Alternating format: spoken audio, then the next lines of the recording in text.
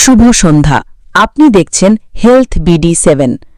আমি তাবাসসুম চৌধুরী এবং আজ আমাদের বিশেষ প্রতিবেদন বিশ্ব পথচারী দিবস কি, কেন পালন করা হয় বা পালন করে কি লাভ, পথচারীদের নিরাপত্তা এবং সড়ক দুর্ঘটনা কমানোর প্রচেষ্টা।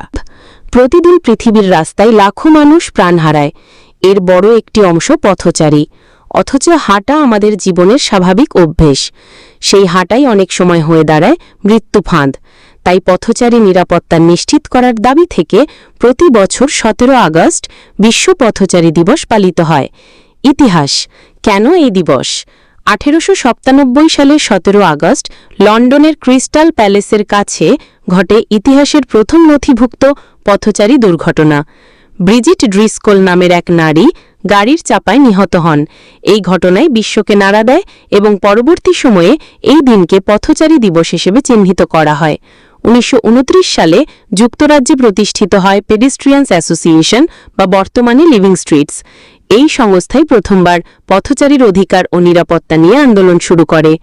পরে বিশ্ব স্বাস্থ্য সংস্থা বা WHO এবং জাতিসংঘ সড়ক নিরাপত্তাকে বৈশ্বিক কর্মসূচির অন্তর্ভুক্ত করে। আন্তর্জাতিক স্বীকৃতি ও প্রেক্ষাপট: জাতিসংঘের সাধারণ পরিষদ গ্লোবাল রোড সেফটি উইক পালনের মধ্য দিয়ে পথচারী এবং সাইক্লিস্টদের নিরাপত্তাকে বৈশ্বিক ইস্যুতে পরিণত করেছে।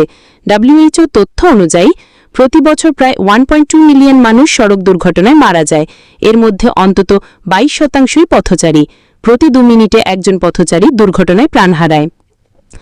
এবারের প্রতিপাদ্য: 2025 সালের বিশ্ব পথচারী দিবস এবং জাতিসংঘ ঘোষিত 8ম গ্লোবাল রোড সেফটি উইকের প্রতিপাদ্য ছিল make walking and cycling safe, বা হাঁটা এবং সাইকেল চালানোকে নিরাপদ করুন। এই প্রতিপাদ্য শুধু দুর্ঘটনা প্রতিরোধ নয়, বরং প্রদূষণ কমানো, টেকসই নগরায়ন এবং জনস্বাস্থ্যের সঙ্গেও সম্পর্কিত। কেন পালন করি? পথচারী দিবস পালনের উদ্দেশ্য হল জনসচেতনতা বাড়ানো, সরকার ও নীতি নির্ধারকদের অবকাঠামোগত উন্নয়নে উৎসাহিত করা, স্কুল, পরিবার ও সামাজিক পরিসরে নিরাপদ রাস্তা ব্যবহারের অভ্যেস করে তোলা, দুর্ঘটনায় হতাহত অন্তত 50% কমিয়ে আনা। লাভ কি?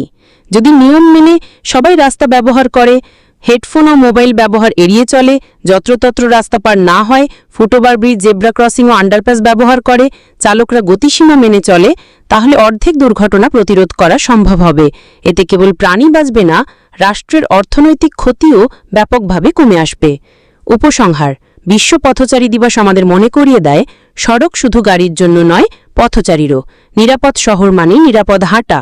সচেতনতা, আইন প্রয়োগ ও সঠিক পরিকল্পনা থাকলে আমরা নিশ্চয়ই একদম সড়ক দুর্ঘটনামুক্ত সমাজ গড়তে পারব।